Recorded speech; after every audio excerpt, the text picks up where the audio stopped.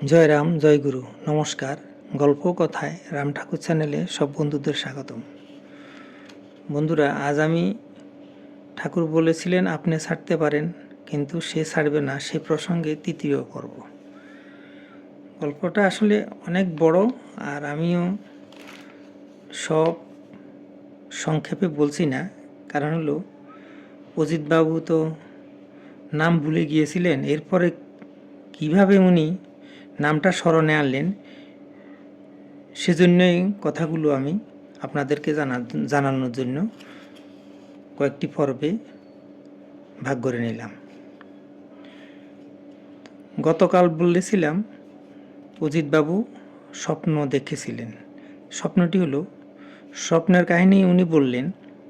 স্বপ্নে তিনি ওই বটগ্রামের বাড়িটি দেখলেন, আরও দেখলেন গাছ ছমছম করার মতো কিছু বাগান। গ্রামের বাড়ি তো, তাই এক বাড়ি থেকে অন্য বাড়ির একটু দূরত্ব ছিল।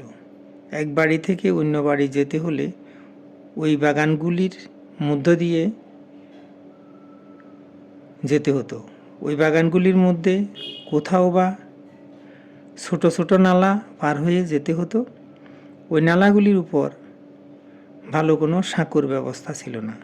হয়তো দুটো সুপারি গাছ নতুবা একটা ভাঙ্গা নারকেল গাছ ইত্যাদি ফেলে এপার থেকে ওই পারে যাবার সাধারণ উপায় করা হতো। অজিতবাবু তাঁর বাড়ি থেকে যেন পাশের বাড়িতে যাবেন এমন অবস্থায় পথে ওই ধরনের একটা নালা পড়ল।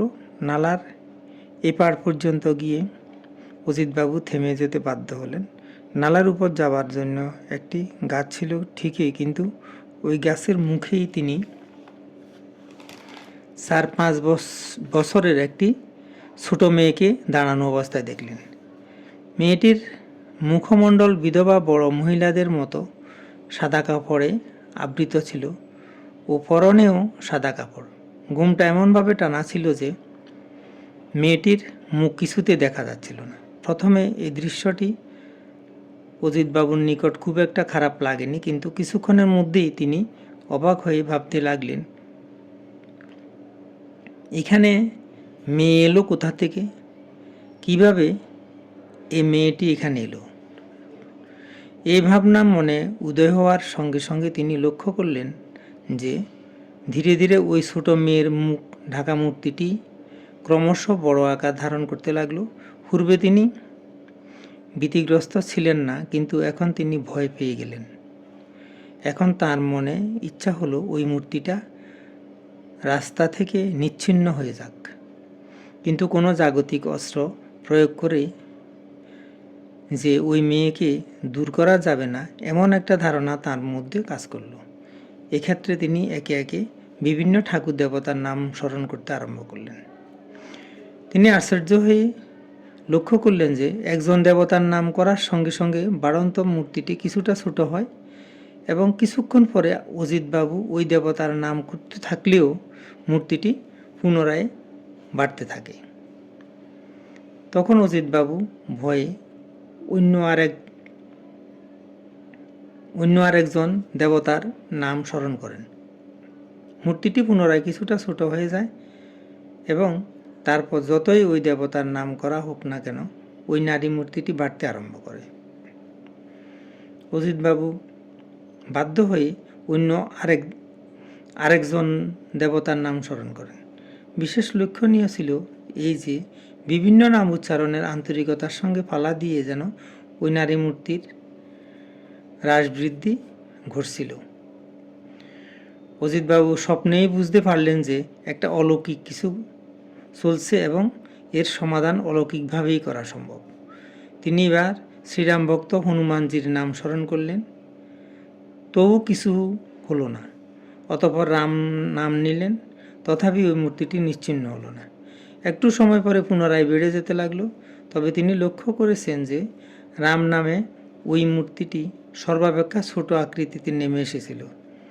এবার প্রয়োগ করার মতো আর কোনো নাম অস্ত্র তিনি পেলেন না। এদিকে ওই নারী মূর্তিটি ক্রমশ বিরাট থেকে বিরাটতর রূপ ধারণ করতে আরম্ভ করল।